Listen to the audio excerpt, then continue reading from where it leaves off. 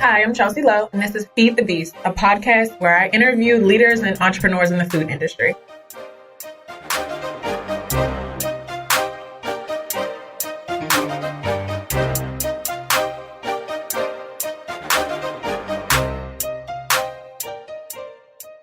This week, I have Mike Pearson, the president and CEO of Union Packaging.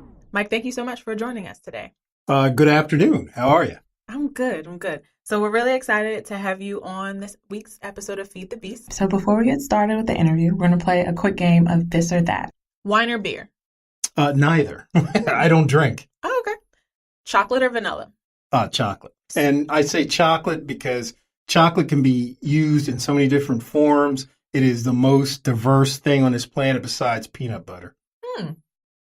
Haven't heard that about peanut butter yet. That's a nice new fact for me. Waffles or pancakes? Clearly pancakes because I'm too lazy to make waffles. Pizza or pasta? Pizza. Pizza, again, it's a superfood. You can put anything on it, and it's a sandwich if you fold it over. McDonald's or Burger King? Burger King because they're a customer. Got it. Thanks for playing the quick game. I hope it wasn't too bad for you, but just wanted to get to know your food taste a little bit. So I'm curious to know about entrepreneurs and how they were as children. So as a child, what did you want to be when you grew up? I wanted to get paid, and I have a family full of brothers and sisters. There were 6 of us at one point. And the most important thing was if you wanted something, my parents said, you better go out and find a way to pay for it. So I was not necessarily born an entrepreneur. I was forced to be one because a lot of mouths were born before me as the youngest of 6. So I started basically organizing young kids in the neighborhood to cut grass or do whatever. And I was the central agent in distributing that labor as opposed to being the actual grass cutter. And were your parents entrepreneurial? Did they have their own businesses? Yes, they were. My mother owned a beauty care business on Vine Street, 6018 Vine Street in West Philadelphia. She had a hair salon. My father became an apartment owner, acquiring row houses in West Philadelphia. So we were born into business, and we eventually learned our trade. My brother is a dentist here in Philadelphia, so he hung his own shingle. They always encouraged us to go out and do our own thing. And what did you do for school? Can you tell us more about your educational background? Sure. In terms of high school, I attended high school right in Delaware County, Lansdowne Alden, which is now William Penn's Penwood.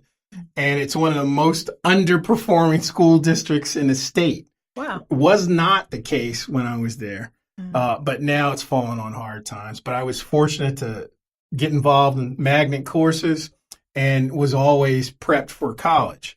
As a football player, I had the choice of either going to some of the bigger schools, walk on at Penn State. I had a scholarship to Syracuse, but I finalized my list to Penn, Princeton, and Dartmouth because I thought I was a better student than I was athlete. And guess what? That proved to be right.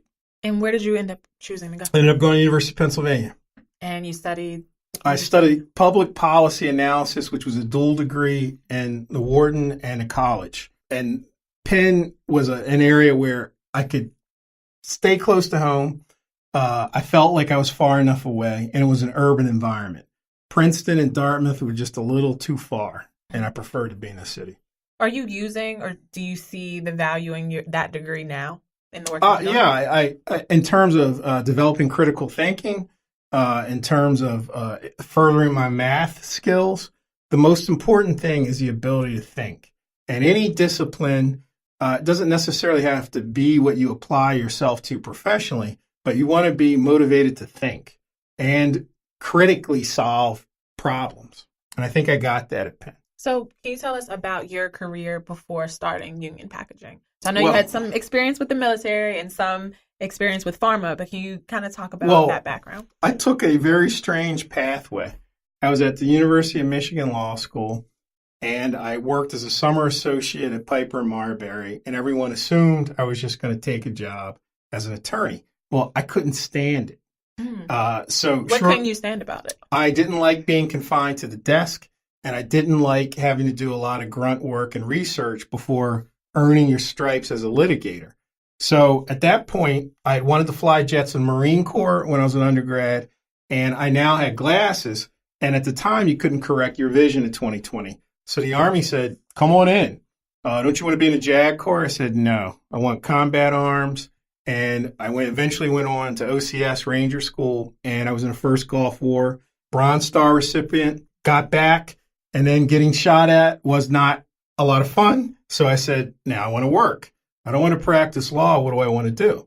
So I got recruited by Pfizer in the pharmaceutical industry and their marketing department / sales training, and Pfizer blew up. It wasn't as big a company at that time. I had stock options, but I felt their product was so good, I really wasn't doing a whole lot in terms of thinking. That was done in terms of their research department, and it was just a great company. So a guy I played football with at Penn was at a company called Westvaco, which is now known as WestRock, and he said, hey, you want to come over here and work in packaging? And the rest of the story unfolds. So how did you go from working there to launching Union Packaging? What was the inspiration for going out on your own?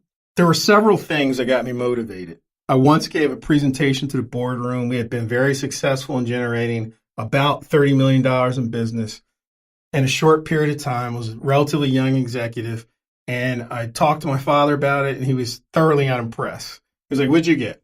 A 3% bonus? And then we had a board meeting. I had just addressed the board. I'm looking around the room, and a Jewish colleague of mine sat down and said, Mike, let's look in this room. I'm the only Jew, and you're the only black guy. We will never be CEOs of this company. And at that point, the entrepreneurial urge was born, and I said, I got to get out of here. And it was also complemented by my father's urging to create job opportunities in my old neighborhood. So I left New York, came back to Philadelphia. So tell us more about what Union Packaging is, the services you provide, and how you are providing those jobs. Well, Union Packaging is a earth-friendly maker of food contact packaging, which has to be approved, meet the FDA approval. We do food and earth-friendly packaging for the fast food industry, convenience stores, or anyone that's going to have a quickly disposed paper container.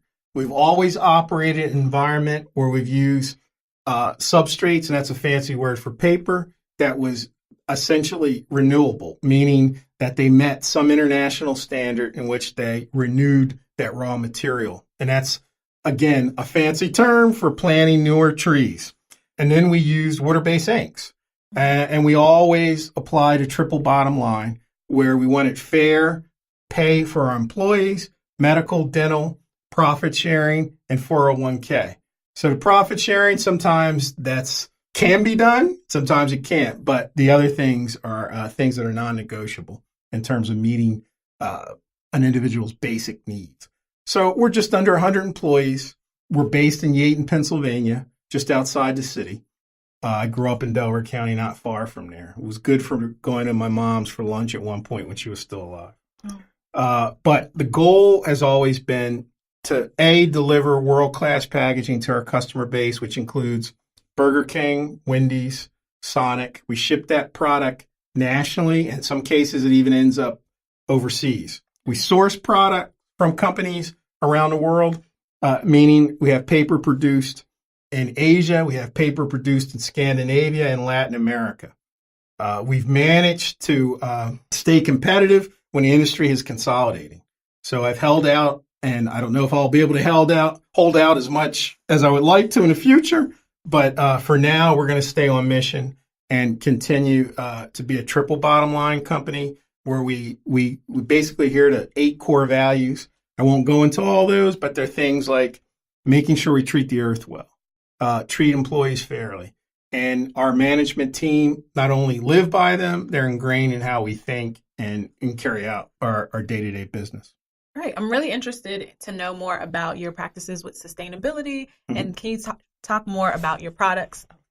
When I started the company years ago, sustainability was more of a wish. It has quickly grown into a world necessity. And to set that stage, let's look at the ocean. By 2050, the mass of plastic will equal the mass of fish. Wow. So that plastic blob that's growing on a daily basis is an issue we have to address. Well, how do we address it? We use things like paper as much as we can. And even the paper that we use, Sometimes we don't realize it's coated with plastic, like a coffee cup. We can replace those poly-based plastics with plastics that are derived from plants, i.e. cellulose from wood, starch, and sugar base. They're called PLAs, and they're a much more earth-friendly way of coating and creating barrier properties to sustain food. Now, why is this issue so important? Because there is a global trend, and that's people moving to cities. The urbanization of the planet will not stop. But what does that mean? People are further and further from food sources. And because they're far from food sources, how are they going to eat? Packaging is how that food gets transferred to them when they're no longer are going to gardens or picking it up from their farms, but they're relying on someone else to produce it and bring it into these cities. That trend's not going to stop. Now, how does that relate into growth? Well, clearly, packaging is the vehicle. You have to have unique barrier properties. You have to be sustainable in terms of recyclable and biodegradable. Now, when you hear that term biodegradable, it can be deceptive. My car outside in a couple million years is biodegradable, but that's not what we mean. We mean something that is easily exposed to water and sunlight and can safely be integrated back into the cycle of the planet. Is there a certain time frame for which so like biodegradable within a year or within a month? Is there a certain time frame? There is a time frame. There isn't a lot of agreement on that, and it varies according to people's needs, and it also varies according to capacity. If you look at the United States and we talk about recyclability and how a local municipality can pass a law, well, many of those local municipalities don't have the infrastructure to transport that product that's been disposed somewhere, and it ends up in a landfill.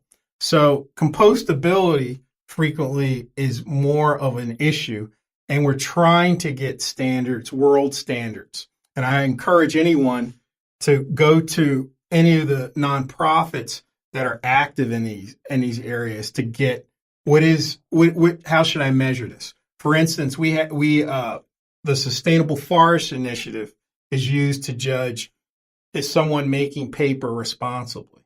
Well, they also will give you information on carbon footprint, and they'll tell you how to become a more educated consumer so that if a company is using wastefully resources, you'll know, I don't want to buy their stuff because they're not taking this packaging thing seriously, and they can sell it to me in a better format.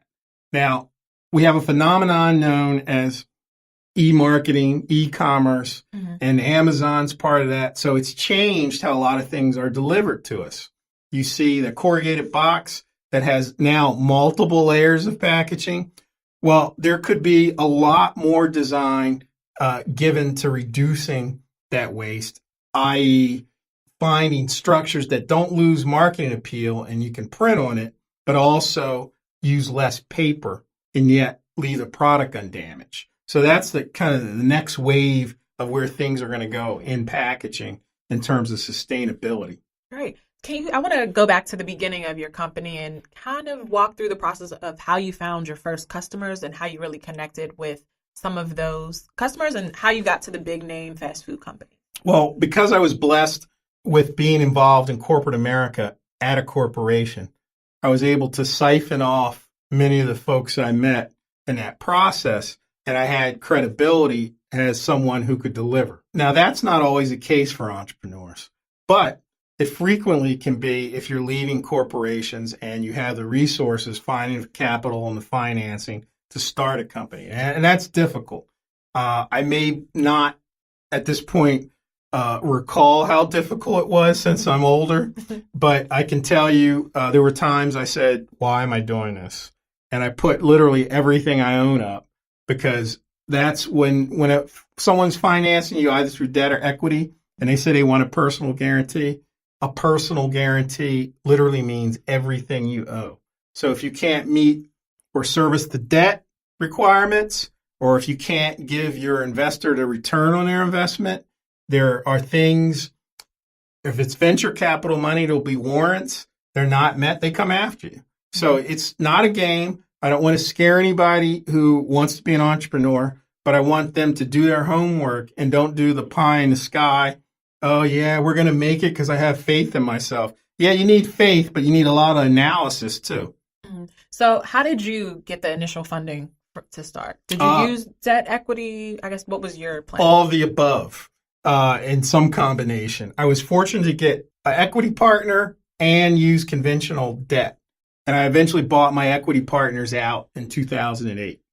I did one of the largest, at the time, I did the first in this area, i.e. Southeastern Pennsylvania, where President Obama had expanded the SBA, or small business loans, to 3.5 million.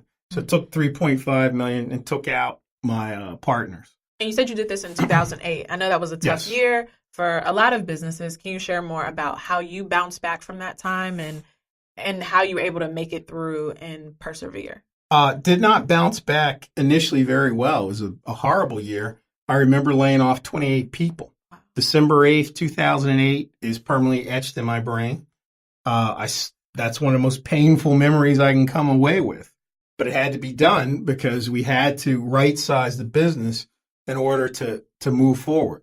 So a common misperception is, at the time we had gotten like 25 million, but we were more profitable being a little smaller and getting better margins.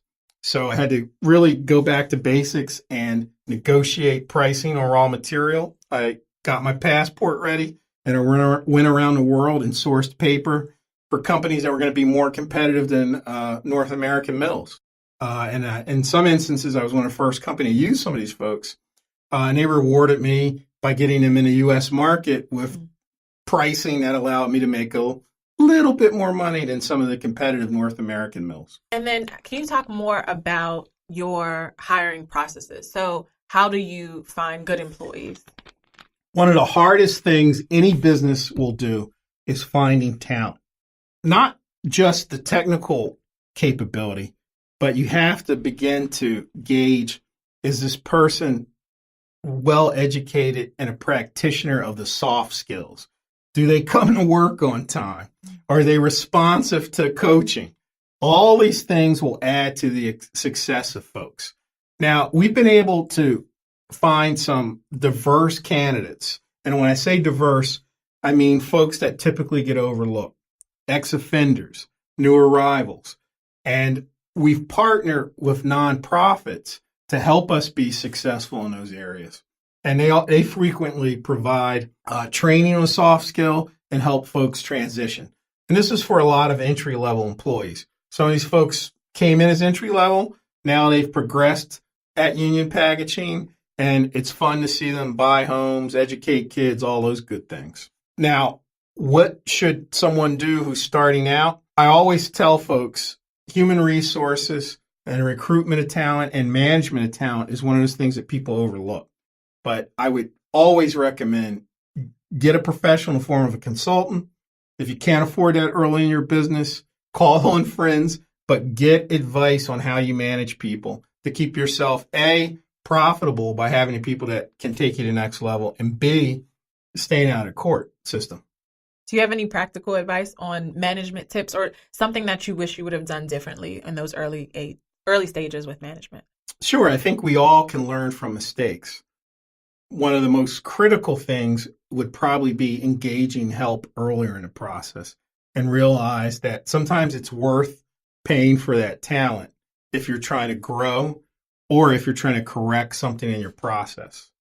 So we frequently, even when we can afford that as a business, are reluctant to employ people who can add skill and value to what we do on a daily basis. And I wanted to know how you got involved with the Enterprise Center. So could you share more about how you got connected to the Enterprise Center and how you developed a relationship with our president, Della Clark? Well, the Enterprise Center had developed a reputation at the time for incubating and supplying technical help to businesses when they were starting. So word of mouth led me to Della Clark early on and the services that were rendered. And through that word of mouth, I began to form informal relationships as well with other entrepreneurs. And those early relationships still exist to this day, in terms of frequently it's not even the formal education, but it's being surrounded by people who have the common goal of just trying to succeed. And entrepreneurship is met with high failure rate. A lot of folks are not going to be around. But one thing that's been stable, the Enterprise Center evolves and it tries to meet the needs of businesses within the community, and it evolves its concept. The focus on food, for instance, is a good example of how Dulles saw a need, and there wasn't a way, I should say, for local food entrepreneurs to have a real industrial kitchen. Well, that industrial kitchen can be the difference between profitability and just getting by. So it was a concept that worked. So the Enterprise Center has employed that methodology in different areas. And I think that's where businesses can be aided by taking advantage of that help. So I just wanted to talk more about marketing. So how do you currently market Union Packaging? Are you using online? Is it more word of mouth? How are you finding new business opportunities? Ironically, new business at this point has been drawn through generally word of mouth in our industry presence, because it's a niche business and there's certain specialty capabilities that are required. But we've tried to become more savvy in evaluating our web presence. And I still think we have a long way to go. And I've been listening to people considerably younger than myself who brought up very recently excellent points on how we've really lacked the type of presence on the web, and we've done little to tell our story as well as we could. So we recently hired some folks to A, make over the website, B, retell the story so that someone can go on that website and get a better picture of what we're done. It's a work in process, but it's getting better. And the other thing which we've been poor at using has been social media. As I talk to other entrepreneurs, there's some folks who've mastered that art, and they're very good at LinkedIn, Facebook, Twitter, and I've seen how that can aid a company in terms of the presence and getting the marketing message out. Yeah, it seems like in the B2B environment, LinkedIn has come up a lot, at least from what I'm hearing, in connecting to other people. Maybe if you're looking to connect with a professional at certain company, you can target advertisements and you can kind of target your messaging to them on LinkedIn. So that definitely seems like a good way to go that way. I wanted to know about any other, you mentioned your work with the Enterprise Center, but I'm interested too in any other organizations that have been helpful or other resources that were helpful in either building your business initially or as you've scaled. Well, I think that we as taxpayers have a lot of services that are provided to us and we don't take advantage of them. The small business development centers, whether you're going to Fox at Temple or you're going to Wharton at Penn or Widener out in Delaware County, these are areas of expertise. SCORE is another example where we have federal tax dollars flowing in here. If you are a business, go there, utilize those resources, perfect your plan. Or if you have a problem, get help fixing things, but realize those resources are present. And where do you see the business going in the next maybe 5 to 10 years? What is your long-term plan for the business? Well, at 56 years old, I don't have kids in the business, so at one point I did. I'm really looking to transfer that equity to employees.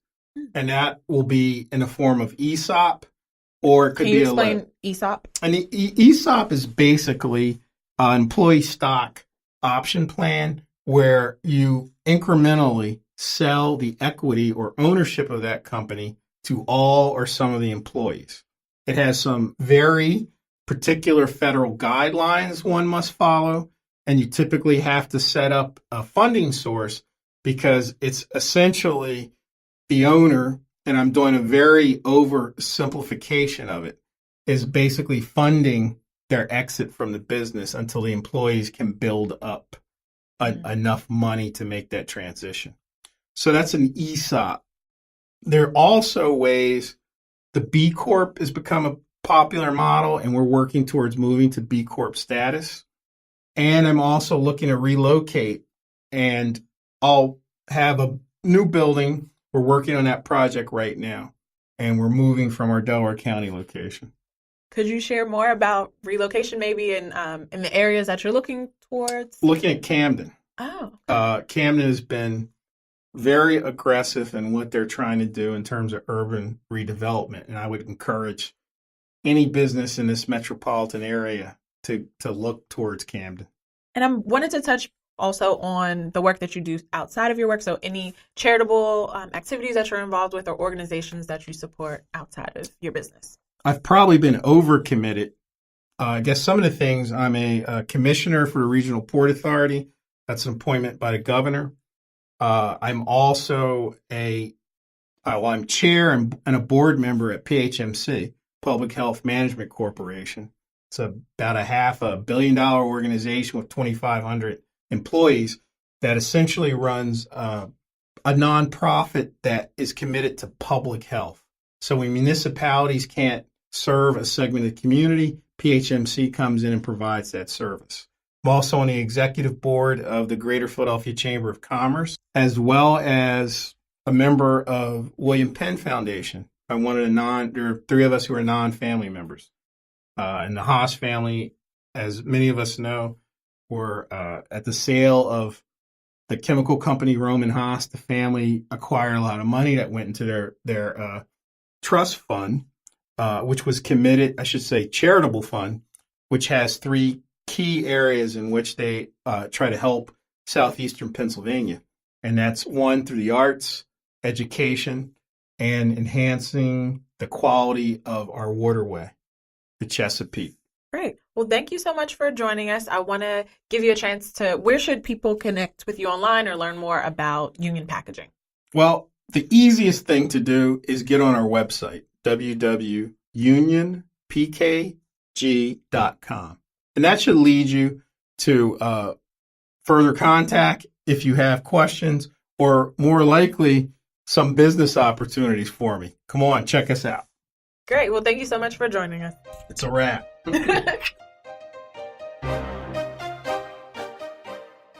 Hello everyone, I'm Ryan Martin, the production consultant for The Grit Live. If you enjoyed this episode of Feed the Beast, please share it with the world. If you have any feedback or would like to be featured on this program, please email us at thegritlive@gmail.com. Join us Thursday, May 3rd at Eats for Equity, a special fundraiser showcasing the Center for Culinary Enterprises and some of the businesses that you've heard on the Grit Live's programming. For more details, visit e4e2018.eventbrite.com. That's E4E2018.eventbrite.com. Thank you for listening.